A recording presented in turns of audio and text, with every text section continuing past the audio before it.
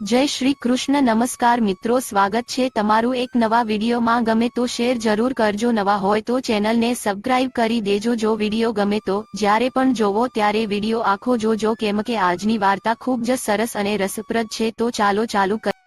લગ્ન પછી વિદાયનો સમય હતો. તેની માતાને મળ્યા પછી દીપ્તિ તેના પિતાને ગળે લગાવીને રડી રહી હતી અને ત્યાં હાજર દરેકની આંખોમાં આંસુ હતા. તે સમયે દીપ્તિએ તેનો પડદો હટાવી દીધો હતો અને હવે તેને છોડીને તેના સાસરે જવાનો સમય આવી ગયો હતો. આથી દીપ્તિ કારમાં બેસીને રડવા લાગી કે તરત જ તેની નાની બહેન રડવા લાગી અને તેને ફરી ગળે લગાવી લીધી.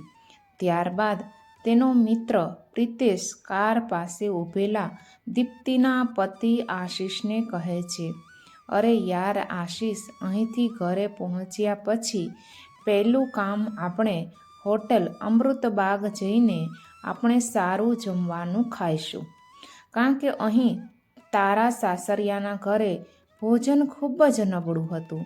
અમે અહીં કૂતરાઓને આવો ખોરાક પણ ખવડાવતા નથી.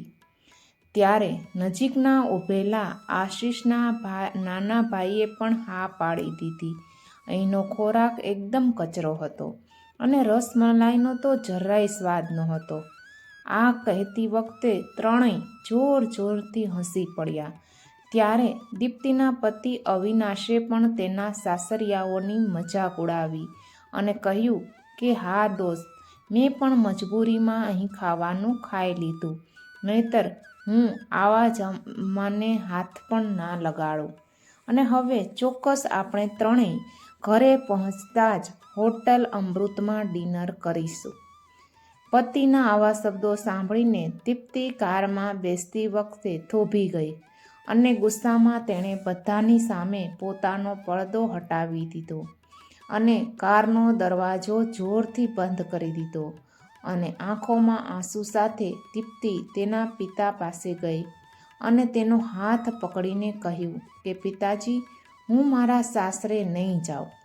હું આ સંબંધને બિલકુલ સ્વીકારતી નથી. દીપ્તિએ એટલું જોરથી કહ્યું કે તેની વાત સાંભળીને બધા દંગ રહી ગયા. બધા દીપ્તિની નજીક આવ્યા અને જાણે દીપ્તિના સાસરિયા પણ પહાડ તૂટી પડ્યો હોય તેમ આવી ગયા. કારણ શું હતું તે કોઈ સમજી શકતું ન હતું.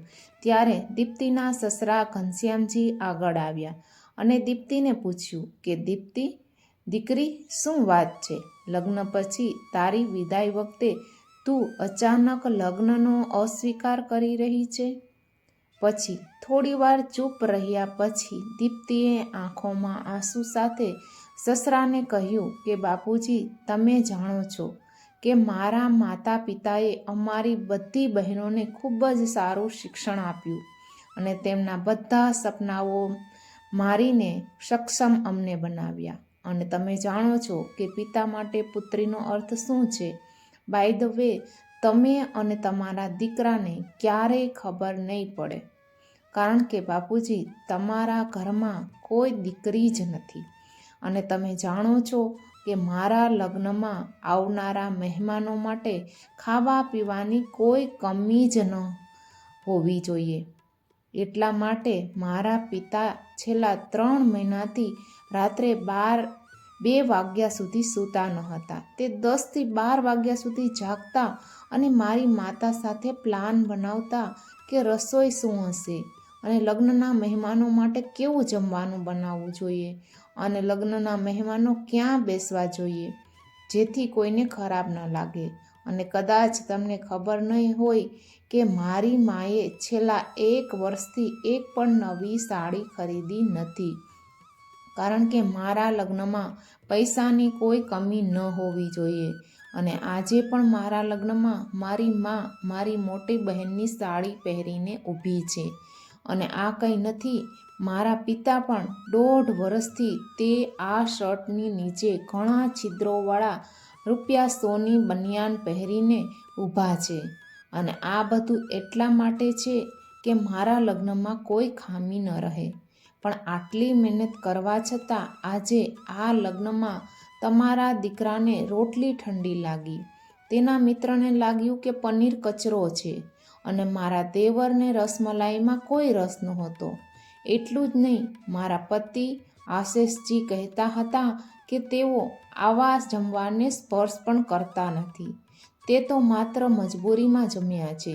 જો તેણે મજબૂરીમાં બધું ખાઈ લીધું હોય તો શું ગેરંટી છે કે તે મારી સાથે માત્ર પોતાની ખુશીમાં જ લગ્ન કરી રહ્યા છે?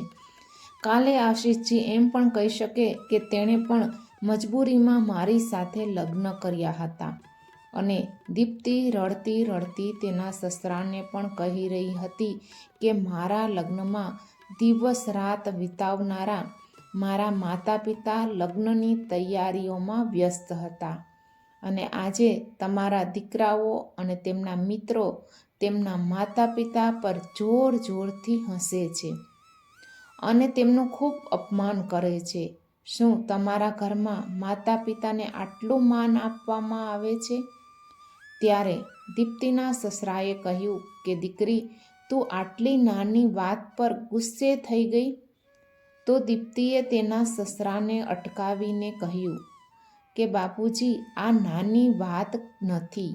લગ્ન પછી હું તમને માન નહીં આપું તો તમને કેવું લાગશે?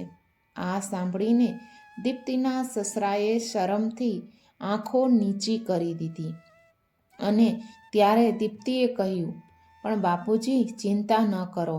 અમારી અંદર અમારા સારા માતા પિતાના સંસ્કારો છે અને અમારા માતા પિતાએ અમને ક્યારેય કોઈનું અપમાન કરવાનું શીખવ્યું જ નથી.